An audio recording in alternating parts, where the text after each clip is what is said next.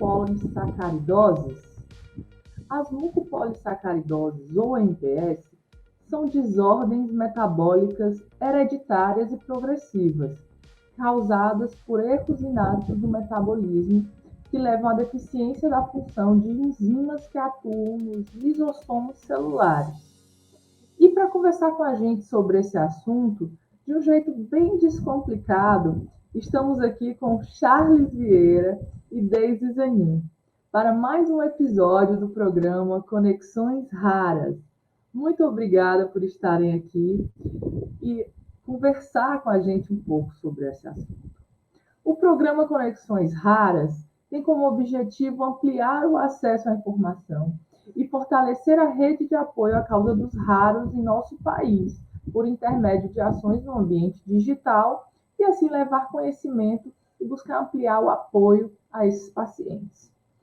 Justamente para trazer mais clareza sobre essa doença, a Sociedade Brasileira de Genética Médica elegeu 15 de maio como Dia Internacional de Conscientização das Mucopolissacaridoses. A campanha #MPSDay aumenta as possibilidades de acesso ao tratamento por meio do diagnóstico precoce, com o vocativo persigam os sinais, preste mais atenção ali aos sintomas que podem levar a esse diagnóstico precoce, que, graças a Deus, hoje existe um tratamento, e facilitar o acesso a esse tratamento. Assista agora ao vídeo da campanha MPSDay Persiga os Sinais.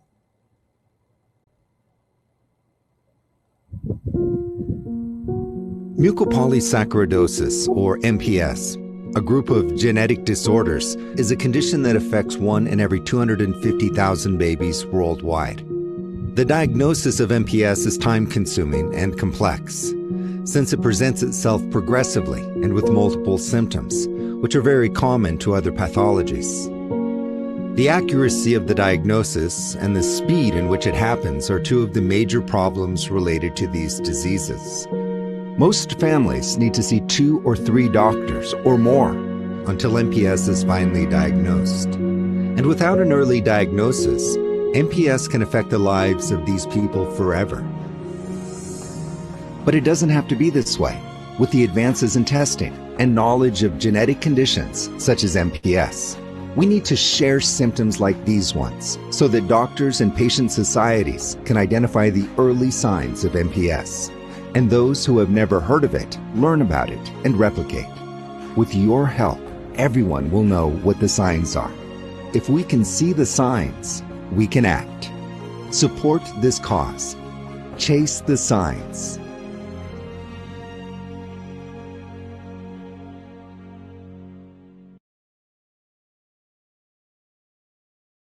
Essa jornada do Persiga os Sinais. Agradecemos aos nossos patrocinadores Sanofi e Biomarin por contribuírem ativamente com ações tão importantes para a nossa causa dos raros. Hoje vamos falar sobre mucopolissacaridoses ou MPS. As mucopolissacaridoses correspondem a um grupo de doenças hereditárias que resultam da ausência de uma enzima que tem como função digerir um açúcar chamado de mucopolissacarídeo, também conhecidos por glicosaminoglicano. Assim, devido ao acúmulo desse açúcar no organismo, é possível haver comprometimento de diversas funções do corpo, levando ao desenvolvimento de alguns sinais e sintomas, como o aumento do fígado e do baço, de deformações nos ossos e nas articulações, distúrbios visuais e problemas respiratórios. As mucopolissacaridoses não têm cura, porém o médico pode indicar a realização de tratamento que permita prevenir a evolução da doença e que promova uma melhor qualidade de vida para a pessoa. O tratamento depende do tipo de mucopolissacaridose e pode ser feito com reposição de enzimas, transplantes de medula óssea, fisioterapia e uso de medicamentos. E para darmos início às apresentações do episódio do programa Conexões Raras de hoje e bater um papo com a gente, convidamos o fisioterapeuta Charles Vieira. mestre em Ciências da Saúde, servidor público do Hospital Regional Inácio de Sá, em Salgueiro, Pernambuco, e com uma trajetória profissional com vasta experiência na reabilitação de pacientes com doenças raras e neuropediatria. Seja bem-vindo, Charles. Prazer ter conosco. Oh, quero agradecer desde já o convite para esse bate-papo, para essa conversa. E eu estou muito feliz de participar, porque a mucopolissacaridose, como as doenças raras, para quem trata, para quem trabalha com isso, é um privilégio fazer parte disso, é um privilégio estar junto deles, e tenho certeza que vai ser uma conversa muito agradável, muito importante aí para todo mundo. E junto a você também quero mandar um abraço para o Ednei, que é o nosso fisioterapeuta aqui, e ele chama os nossos pacientes de MPS, viu, Charles, de cristalzinho. Eu acho muito fofo, ele é muito fofo também. Vocês são maravilhosos, né? Nossa próxima convidada é a Deise Zanin, paciente de MPS tipo 1, membro da Febra Raras e presidente do Instituto Atlas Biosocial. Atua com acolhimento e encaminhamento de pacientes com diagnósticos nesse perfil. Que honra tê-la conosco. Seja bem-vinda, Deise. Eu que agradeço o convite. É sempre uma satisfação poder estar falando sobre a MPS, assim como as doenças raras, que é o nosso foco de trabalho diariamente. Maravilha. Moderando essa conversa estarei eu, Ana Benício, professora universitária, fundadora e diretora executiva da Ubuntu3 Inteligência Criativa, idealizadora desse projeto, juntamente à doutora Mônica Deraldo e toda a equipe ACDG, a qual agradecemos a honra de fazer parte desse movimento de transformação do ecossistema de apoio a doenças raras no Brasil. Vamos passar agora a um dos vídeos do canal do Charles, onde ele trabalhou a força muscular e a mobilização dos dedos da mão de um paciente com mucopolissacaridose, fazendo pão de queijo. Vamos lá?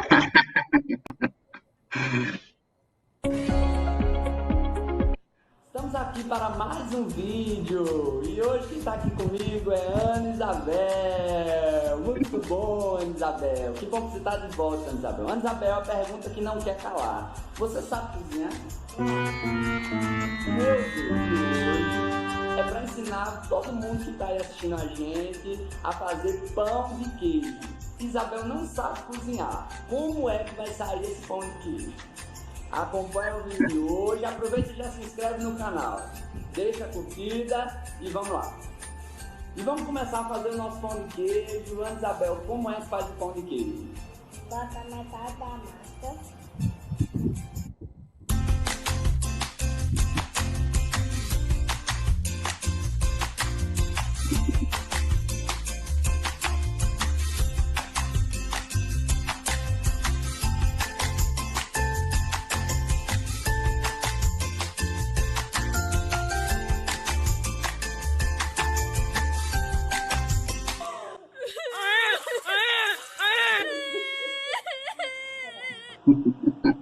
Agora a gente vai começar a fazer as bolinhas do pão de queijo. Vamos lá, Bel. Pega um pouquinho e faz a bolinha.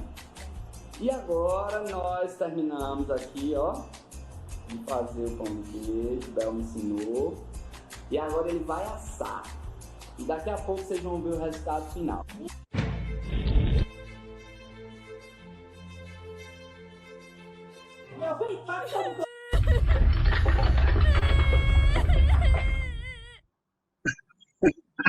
Nosso pão de queijo. Deixa eu ver, Bel.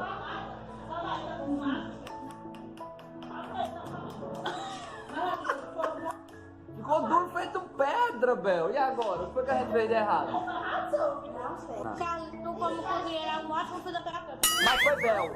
Foi ela que fez o pão de queijo. Não era uma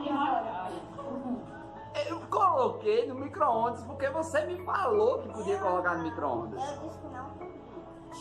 E a gente ia sair como? No forno. No forno poluído? Ó como ficou o estado. E agora? Nós vamos fazer uma tentativa de novo? depois. Em outro vídeo a gente vai tentar novamente fazer o pão de queijo. Todo esse vídeo, deixa o like, se inscreve no canal. Não vai mandar nenhum beijo, pessoal. Bicha braba. Tchau. Ai, gente, que fofo. É sobre isso, Brasil. Nesse vídeo aí, Ana, o fazer o pão de queijo, vocês observaram que o fazer o pão de queijo, ele nem era a finalidade, né, em si. Era mais essa movimentação manual, né, que ela precisava, e também essa descontração, porque eles ficam lá no momento de reposição enzimática alguns minutos, horas às vezes, e a gente precisa também descontrair um pouco e se divertir um pouco, para que esse processo dele seja um pouco mais fácil, né? Tornar a jornada mais divertida, lúdica, a interação ali com todos. É sobre isso mesmo, né? E você tem um canal no YouTube chamado Praticando Fisioterapia, com mais de 2.000 inscritos. Olha só que bacana. O que te motivou, Charles, a criar esse canal? Esse canal, ele veio justamente a partir dessa interação que eu tive com os pacientes da mucopolissacaridose. E lá no Hospital Regional, em Salgueiro, onde a gente trabalha, onde a gente desenvolve esse trabalho, eu via que quando eu cheguei lá, né, era tudo muito... eles iam fazer reposição, mas não tinham nenhum tipo de assistência, onde eles pudessem interagir uns com os outros. E aí eu comecei a gravar isso, as nossas atividades, até como uma forma de incentivá-los a perceber o potencial que eles tinham, e isso foi muito bom. A segundo plano, a intenção desse canal foi também ajudar outras pessoas, né? Ajudar outros pacientes com mucopolissacaridose, que poderiam também utilizar das nossas atividades para fazer em casa, para fazer nas suas terapias. Então, essa foi a nossa intenção e foi muito melhor do que eu imaginei. É isso aí. Queremos cada vez mais, viu, Charles? Por favor, nos mantenha informados aqui. Daisy, como as MPS se expressam de maneiras muito distintas, o diagnóstico é difícil e, na maioria das vezes, tardio. Por isso, campanhas como Persiga os Sinais são tão importantes, né? Até que a doença seja identificada, é comum que o paciente passe por uma série de especialistas e trate as consequências, né? Os sintomas, alguns desses sintomas aí, né? Não a causa do problema. Como foi no seu caso esse processo de diagnóstico, Deise? Conta um pouquinho para a gente da tua jornada. Certo. Então, eu nasci no interior do Rio Grande do Sul, né, numa cidade pequena, isso há 38 anos atrás, já faz um tempinho, e eu já nasci com um problema ortopédico. E desde então começou a saga de tratamentos relacionados, assim, apareciam os problemas, meus pais me levavam, a gente tratava aquele problema isoladamente. Então eu nasci com o pé torto, ele crescia para dentro, o pé direito. Daí com 5 anos eu fiz cirurgia para corrigir esse problema ortopédico. Depois, quando eu comecei a ir para a escola, eu comecei a desenvolver a mão em garra. Também tive problema de visão. Então eu fui, por causa da mão, eu acabei indo para o reumatologista e a visão eu tratei com oftalmologista, mas ninguém juntava as peças. Tive o diagnóstico errado de artrite reumatoide juvenil e tratei isso por muito tempo, tomando muitos remédios, porque eu tinha bastante dor articular, e fui tratando o problema de visão. E à medida que eu fui crescendo e que os problemas foram aparecendo, a gente sempre foi tratando. Tive outros problemas ortopédicos também, mas que tratados isoladamente. Aí teve uma época que eu já estava mais velha, depois já estava no segundo grau e tal. Estava com um problema de glaucoma no meu olho, a pressão do meu olho estava muito alta, e a oftalmologista que me tratava no interior me mandou aqui para Porto Alegre, que é onde eu resido atualmente também, para consultar um especialista em glaucoma. Isso foi em 2003. Aí eu vim, fiz a consulta e o médico falou: eu percebo que você tem uma opacidade de córnea também. Quem sabe você passa pelo meu colega que ficou estudando só casos raros e ele é especialista em córneas. E aí eu passei com um colega desse médico.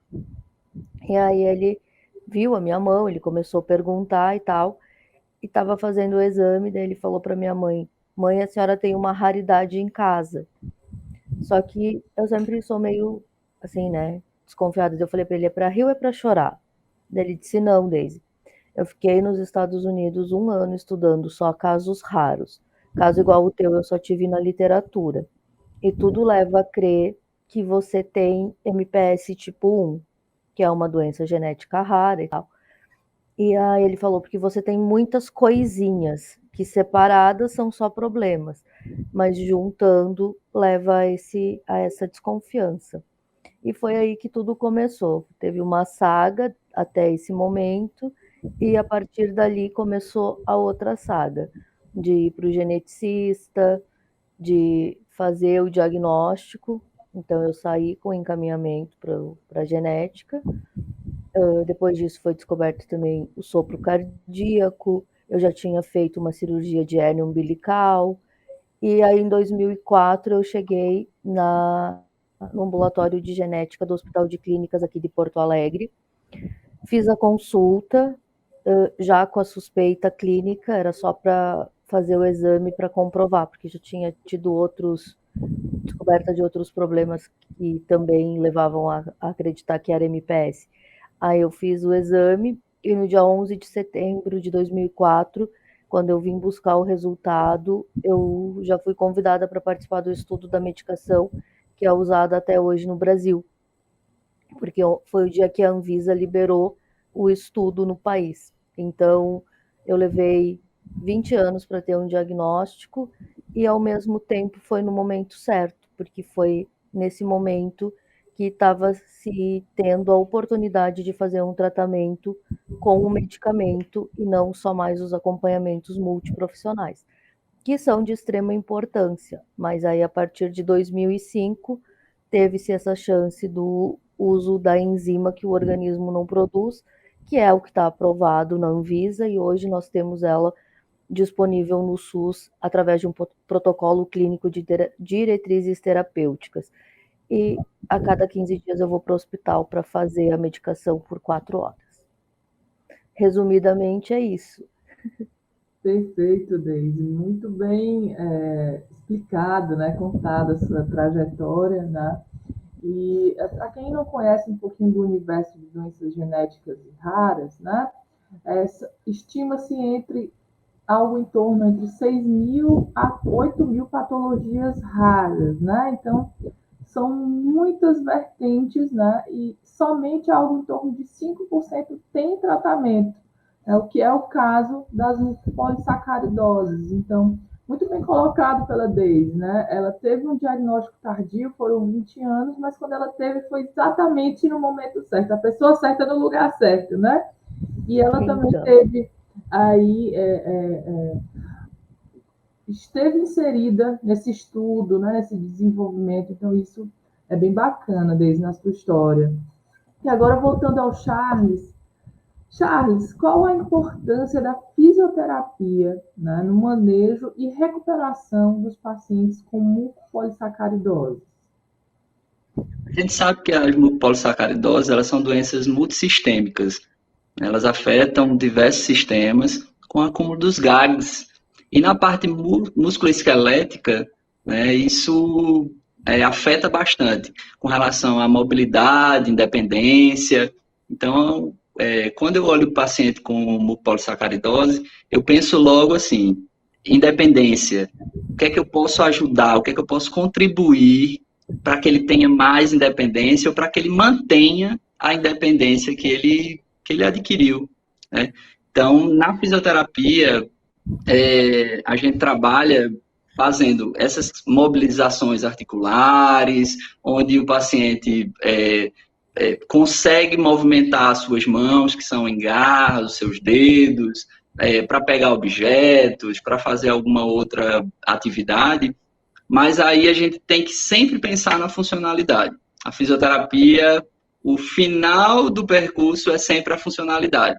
A gente trabalha os músculos, as articulações, as movimentações, a caminhada, o sentar, o levantar, mas sempre pensando na funcionalidade, no que é que esse paciente pode fazer no dia a dia dele.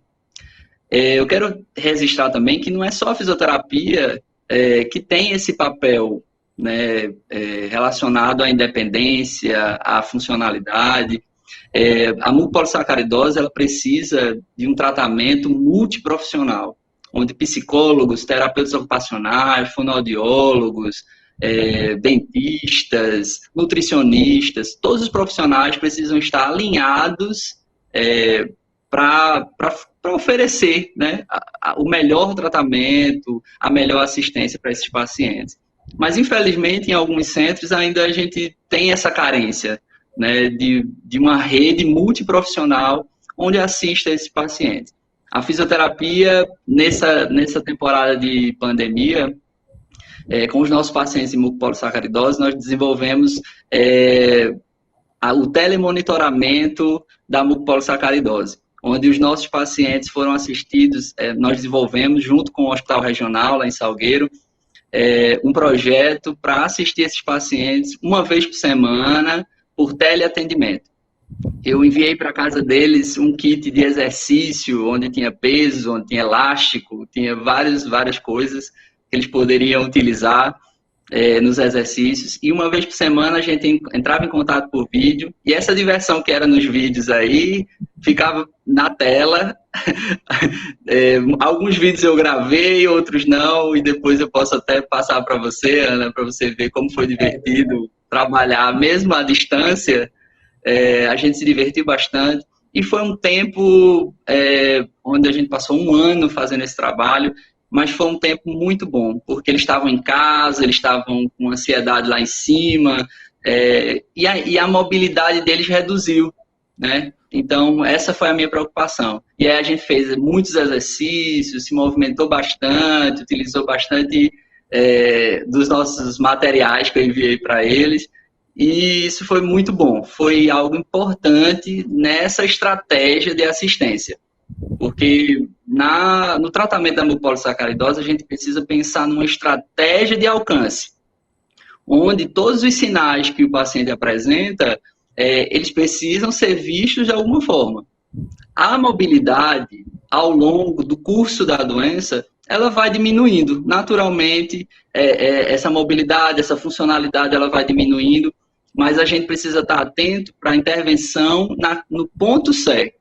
Se aquele paciente ele não consegue mais caminhar, por exemplo, a gente tem que estar disposto, atento a intervir com algum equipamento que venha assistir, um andador, uma cadeira de rodas, alguma outra coisa que mantenha essa independência e essa funcionalidade. Porque as famílias também, elas ficam apreensivas, né, com o curso da doença, com o que vai ser para frente. Mas os terapeutas que cercam esses pacientes precisam estar atentos a cada movimentação, a cada sinal do curso dessa doença, para que a gente possa assistir da melhor maneira. Perfeita colocação, perfeita. Muito obrigada. Deise, em algumas entrevistas, você afirma que os professores de educação física entendiam suas limitações e colocavam como assistente. Você acha que faltam profissionais preparados nas escolas para atender essa demanda de público com doenças raras?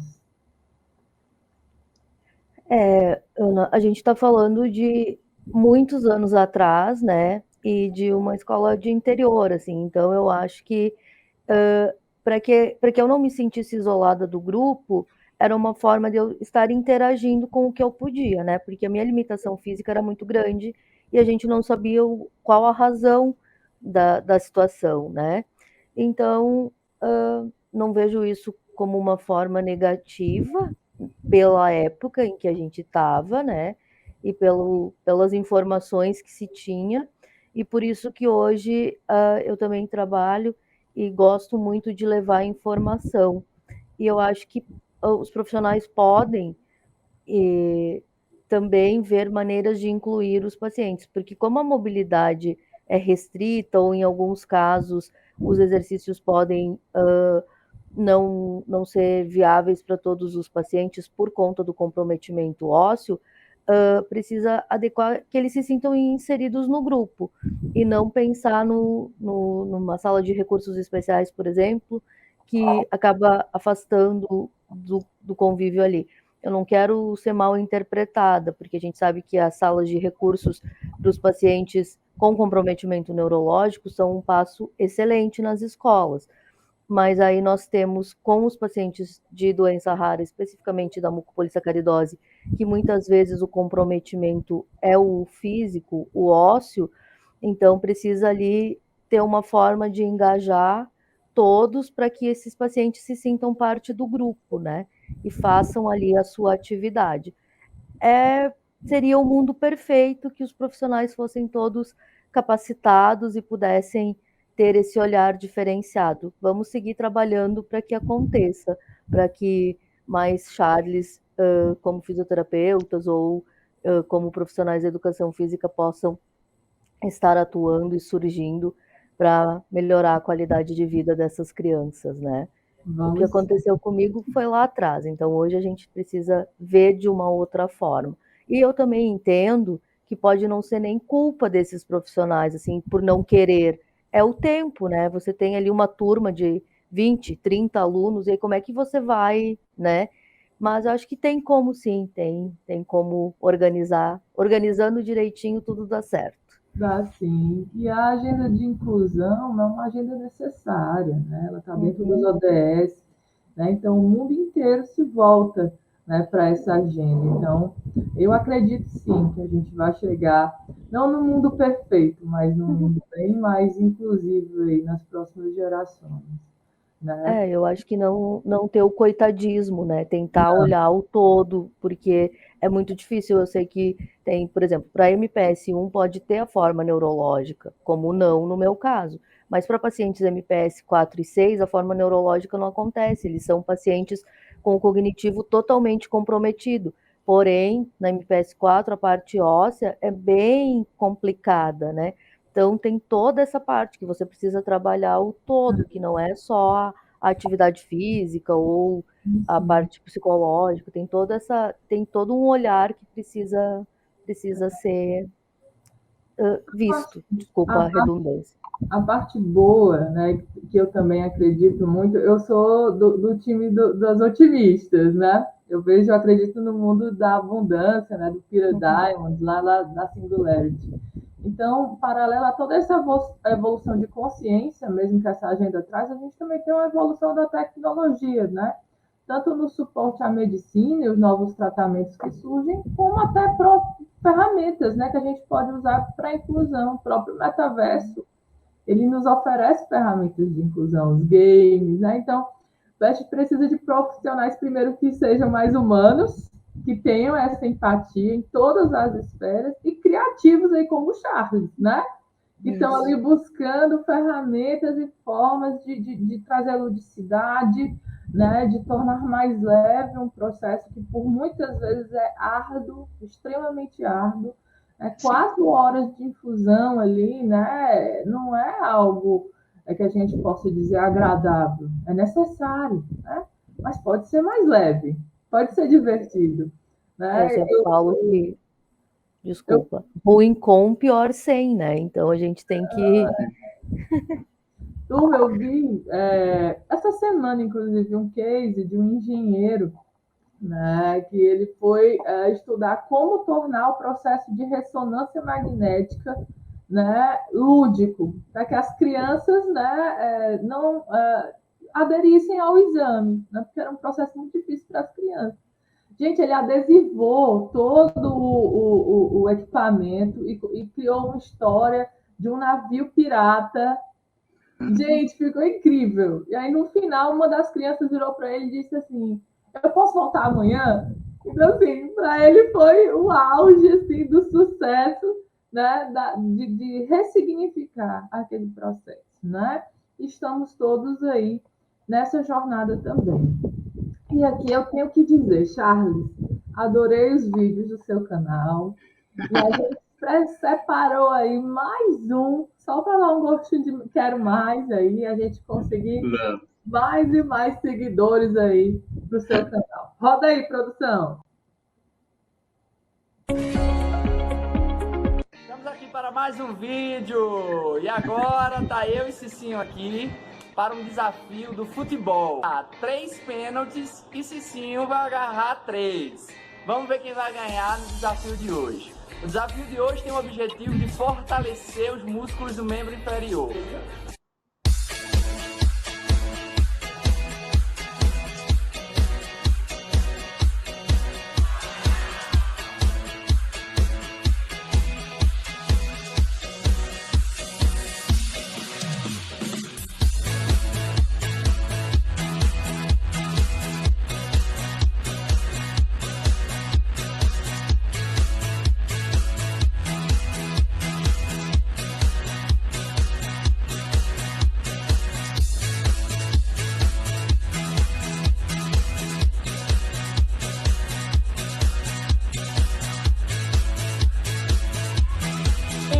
Grande campeão do desafio de hoje. O Cicinho fez 2 gols e eu fiz 1 gol.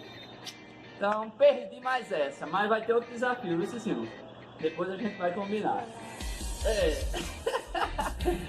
Até o próximo vídeo. Se você gostou do desafio de hoje, se inscreve no canal e deixa o like aí.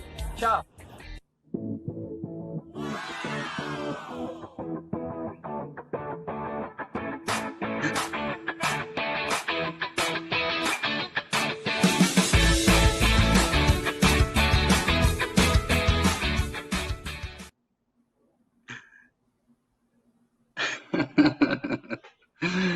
Ai, meu Deus. Eles são as figuras, né? Produzam bastante conteúdo, gente. A gente precisa... Eles são as figuras. Esse paciente nosso aí, o Cicinho, ele mora no interior de Pernambuco mesmo, assim, né?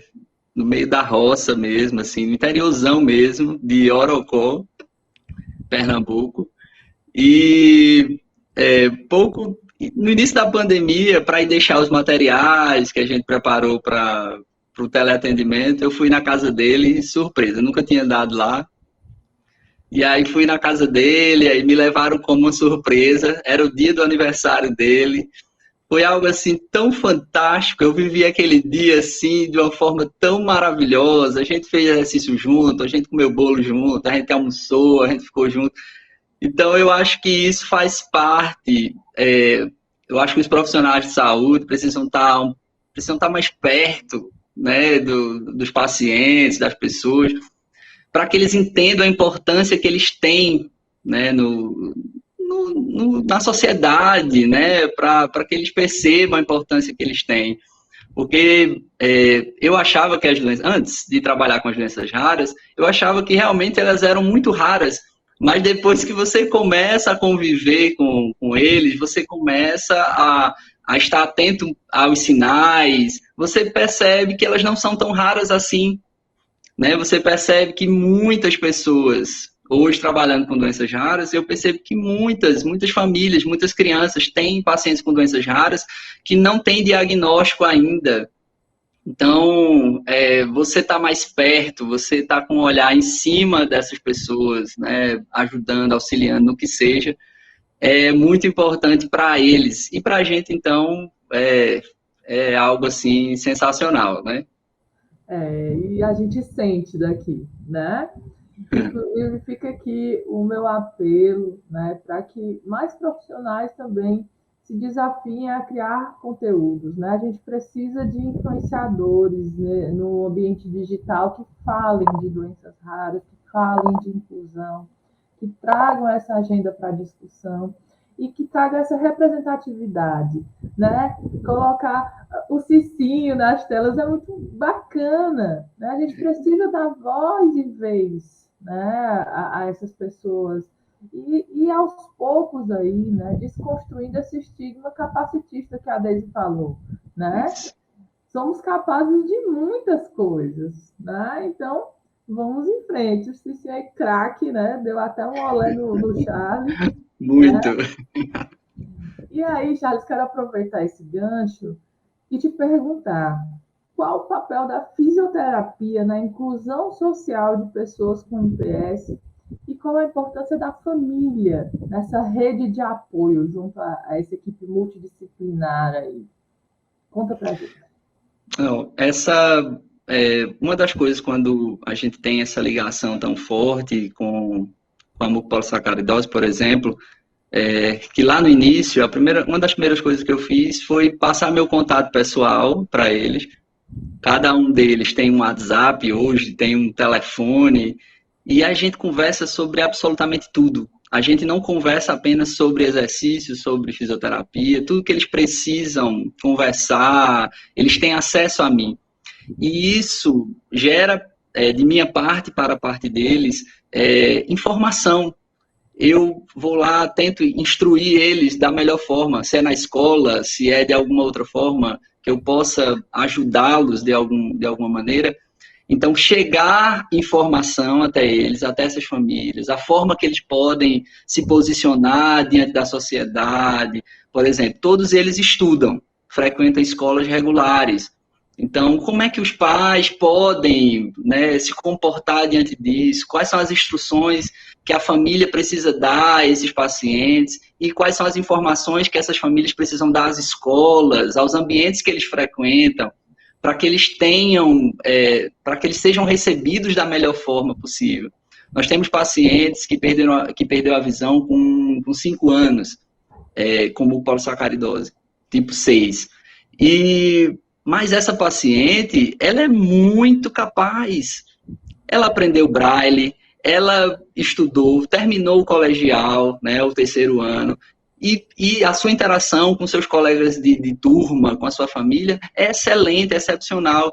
Então, a família, os profissionais de saúde, eles estão também para esse papel, né, para instruir as famílias como eles devem se posicionar diante da sociedade e saber que eles são importantes na sociedade, que eles podem sim, eles têm voz, né? Não é só a parte motora ou de mobilidade que vai influenciar alguma coisa na trajetória de vida deles, mas é o posicionamento que eles têm, né? Todos eles têm redes sociais e se comunicam muito bem com a sociedade. Então, eu acho que o papel social é esse, do profissional de saúde para com as famílias. É você também estar aberto a informá-los, a instruí-los, não só com relação à sua área profissional, né? Não só com relação à fisioterapia, mas também com relação a todas as outras coisas que são pertinentes à sociedade, né? Como eles devem se comportar, qual o tipo de acessibilidade que tem que ter para esses pacientes. Então, isso tudo é a gente colocar informação na mão da família para que a família utilize disso nos ambientes sociais desses pacientes. Então, eu sou muito grato mesmo por ter essas famílias ao meu redor, porque isso melhora a minha vida muito mais, eu acho até muito mais do que a vida deles. Gente, a gente é que é grato, né, de saber que existe alguém como você, né, e dá para sentir daqui a sua alegria, né, e a diferença que você faz na vida dessas crianças, dessas pessoas, né. Daisy, falando em ressignificar, né, você dá aula nisso, né? Como a descoberta de uma doença rara contribuiu com o surgimento do Instituto Atlas Biosocial? Bom, eu tenho que dizer que quando eu assumi, né, já existia, a gente mudou o nome, mas nós nascemos como Associação Gaúcha de Mucopolissacaridoses no ano de 2002, né, quando eu ainda nem sabia, estava eu lá na roça, no fim do mundo, como eu digo, né, nem sabia o que eu tinha, só era mais alguém na sociedade, e surgiu então a Associação Gaúcha de Mucopolissacaridoses, que foi a união de pacientes, familiares e profissionais do Hospital de Clínicas de Porto Alegre, que estão conosco até hoje. Então, eu assumi em 2011, no final de 2011 eu fui eleita presidente da associação, e vim trabalhando como MPS mesmo, associação de MPS. Chegou um momento que começaram a surgir demandas de outras doenças e muitas coisas foram acontecendo. Em 2015 eu me mudei do interior para Porto Alegre para passar a dedicar minha vida para as doenças raras. E nesse tempo, então, a gente foi pensando, tendo a ideia de que precisava mudar, que nós não podíamos mais ser apenas a Associação Gaúcha de MPS. E fomos amadurecendo a ideia. Em 2017, em assembleia, nós decidimos então que o nosso estatuto seria mudado, passaríamos a atender pacientes com doenças raras, graves e crônicas. Temos já assistidos no Rio Grande do Sul e no Paraná, e prestamos auxílio em todo o Brasil para algumas patologias específicas. Trabalhamos, então, desde 2018, criamos e achamos interessante chamar Instituto Atlas Biosocial, porque Atlas é um deus grego. E, pela mitologia, ele carregava o mundo nas costas. Mas, para nós, não é o fato de carregar, e sim agregar. Que as famílias se sintam acolhidas quando chegam até nós, que vão ter a parte da informação científica, biológica, mas também a gente faz a parte social. Estamos sempre abertos a acolher, a conversar, a mostrar para as famílias que eles não estão sozinhos, que tem uma expectativa, que tem uma solução, que seja ela com tratamento medicamentoso, seja ela com acompanhamento multiprofissional. Então, acho que esse é o nosso trabalho hoje, informar. A gente faz muita aula, muita palestra, para estar falando que eu acho que a informação ainda é a melhor solução. A gente precisa chegar lá na ponta para que as doenças raras sejam reconhecidas, sejam vistas, que os pacientes se sintam parte de uma sociedade. Nós não somos apenas pacientes, nós podemos fazer parte desse todo, né? Que as famílias também se sintam capazes de mostrar que seus filhos estão aí. Não precisa. Nós sabemos que o diagnóstico ele é muito assustador para todos. Ninguém quer.